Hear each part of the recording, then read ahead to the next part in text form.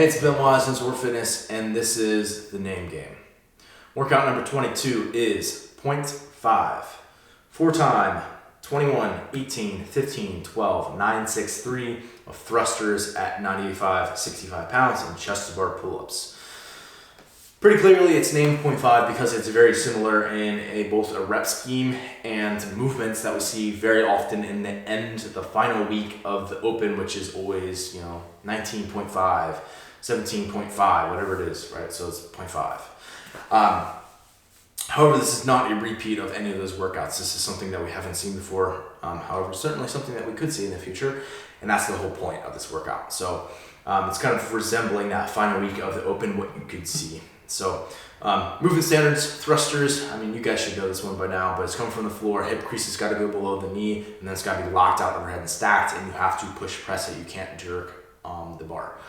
And then the chest-to-bar, you have to go from a straight arm hang, so elbows have to be locked out, to bar contact below the collarbone. So again, anything below here is considered to be your chest. Workout flow, again, sometimes people get confused by the whole 21, 18, 15, but if you've been in this for a while, you should know. 21 thrusters, 21 chest-to-bar, 18, 18, 15, 15, 12, 12, 9, 9, 6, 6, 3, 3. So let's get into equipment setup, and then I'll talk about some thoughts. Equipment setup, pretty simple. I would say 90 degrees, bar and bar. So set them up where you can drop down from your chest to bar, take a quarter turn, and go into your thruster bar. What I would not do, and I highly discourage, and I've said this before, but I'll say it again because I think it is really important, do not put them parallel where your chest to bar, pull-up bar is right here, and you have this right behind you.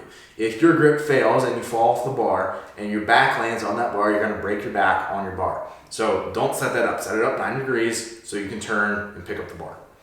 It'll keep you safe, and actually potentially it could be quicker because you can set that really close and it's still not in your way and not something you have to worry about. So workout thoughts. First of all, have a break strategy for both movements, and it probably shouldn't be the same break strategy. So for example, you might go in the first round 7, 7, 7 for thrusters, and you might do triples on chest to bar. That's just an example, but I'm saying have a separate game plan for each of the movements and each of those rounds. So in the round of 6 and 3, it's gonna probably be whatever you can get, and probably hopefully unbroken on the thrusters. But especially in those first 3 rounds, make sure you have a game plan as to what am I going to try to hold myself on the thrusters where it's big enough where I'm not giving myself extra cleans that I have to do, because a thruster is coming from the floor, but you don't have if that's not actually part of the movement, you just can't use a rack. So in other words, there's a clean buy-in every single time that you do a thruster from the floor. So you're incentivized to do more unbroken reps, because then you don't have to do a clean, because you're wasting your energy every time you do a clean.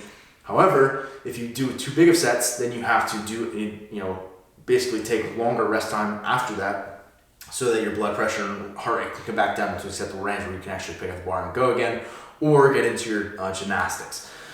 So this is the game that we're playing on both of those movements, but especially on the thrusters. You want to do a bigger set, but you also don't want to blow yourself up or you have to take too long of a break. And that's the game that you have to play.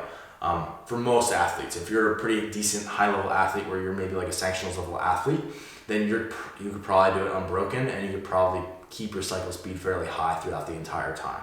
But I'm not really talking to that person. That person probably has some more individual instruction to come. So the last thing I would say in terms of thinking about your break strategy is how rhythm and movement can play a role here. So in other words, if you're someone who gets into a better rhythm in chest to bars, when you do a bigger set, and you have the right grip on the bar, you kind of feel the timing of that, and you are well, I feel good and I don't want to drop down and lose that rhythm, because if you you're sort of in flow in that moment, which I'm personally that way with chest to bars. If I feel good, it's almost effortless, and I'd rather continue to do that set, where if I feel off, I'd rather drop down and then jump back up and restart and get that rhythm down right. So I would say that might be one exception where you can still kind of have some sort of game plan, but then sort of adjust on the fly as you see fit, whereas meets your personal virtuosity of movement, let's call it.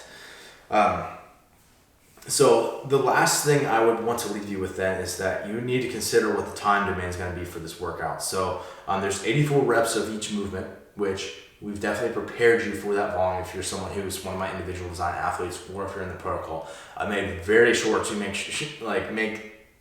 I've definitely tracked volume in all the gymnastics movements to make sure that we're getting to the functional volume that we need for the sport, and this would be considered right smack in the middle of what the functional volume is in terms of 84 reps. In 19.5, the reps were 105 each, so it was 33, 27, 21, 15, 9 of the same movements, and which was 105 reps each. So this is like 80% of the volume of that. So if 80% of the volume, hopefully you can do it in 70% of the time. And the reason I'm saying all this is because a lot of you did 19.5. So if you go back to 19.5 and you look at the results that you got, so for example, I did 19.5 in 12:44. So if I take 70% of that, that's like 8:55. So I can expect to go maybe right around sub 9 minutes in a workout like this. The rep scheme's a bit less aggressive and the volume's around 80%. So I think that's probably something I could hold to. And that will help me dictate my pacing strategy. Once again, there's an athlete demo that you can watch. It's in the comments below. And it's also in the end screen of this video if you let it play out.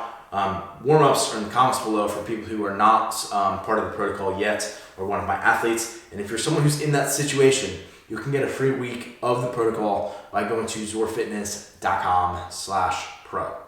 Best of luck on point 5.